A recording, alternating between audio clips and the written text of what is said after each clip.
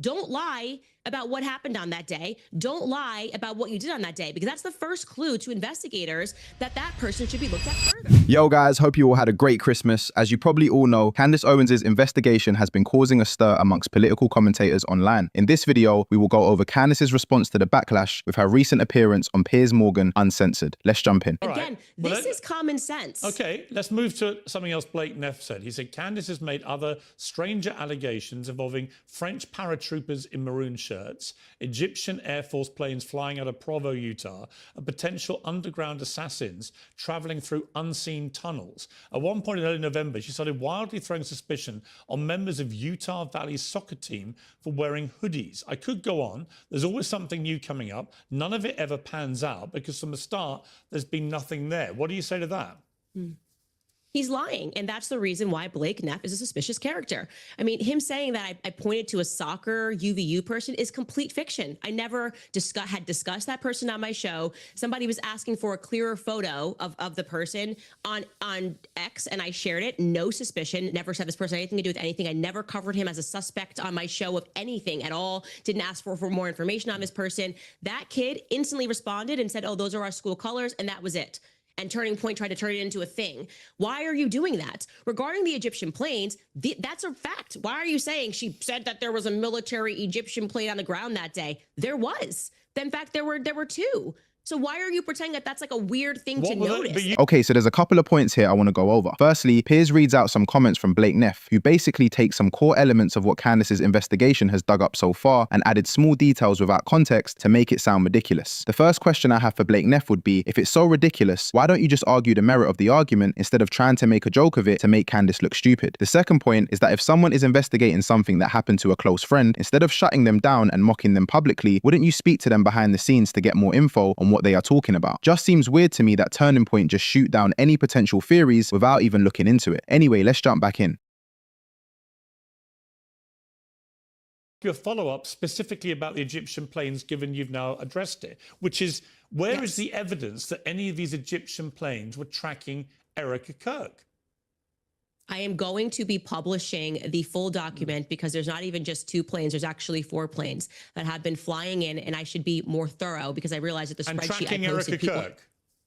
Not that. Let me. Can I just please, without you cutting me off, sure, answer one thing? Okay, thank you.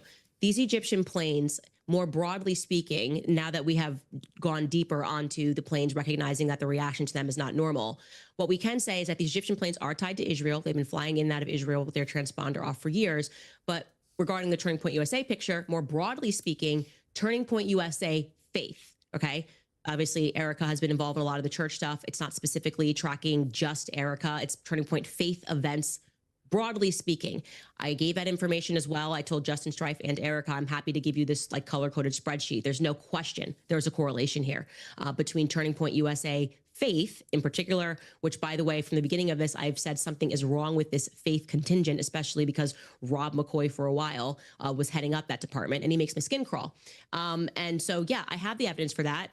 And we're going to actually publish it on our website. Right, so there can be no question, which I should have done from the very beginning. But let me ask you. Showing that these planes were tracking Charlie. At various times there where Erica is, various times there where Rob McCoy is. But the consistent thread here is faith events, like Kingdom to the Capitol tour. Assuming you're right, and I don't know, but I know Erica Kirk, when asked about this, said on CBS, if you want to go through my flight log, go right ahead. It's very boring. You, Candace, say I was here on this date. I have a photo on my phone to prove I was actually in hospital having contractions. So that's one thing she's directly repudiated. But let's assume for a moment you're right, and that all these Egyptian planes were flying around tracking Charlie Kirk and Turning Point, Faith and Erica Kirk. Why? What is your theory? I don't know. I don't know. But what's your theory then? You must have an idea. My theory is that we should investigate everything strange that happened on that day so we can figure out what happened. But are you suggesting that? Are you suggesting Egypt?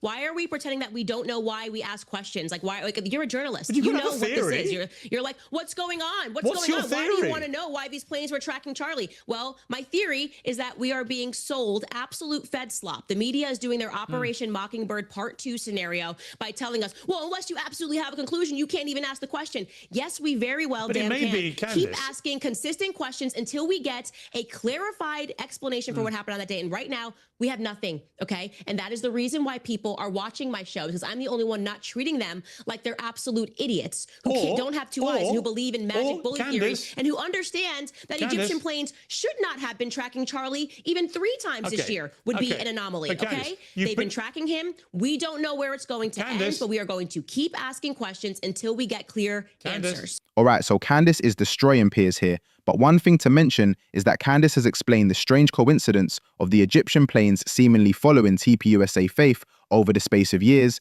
and posted detailed receipts. Again, wouldn't Turning Point want to know more about this rather than just mock the line of inquiry? Candace, it may be that the person in the media spewing bullshit to the public is you.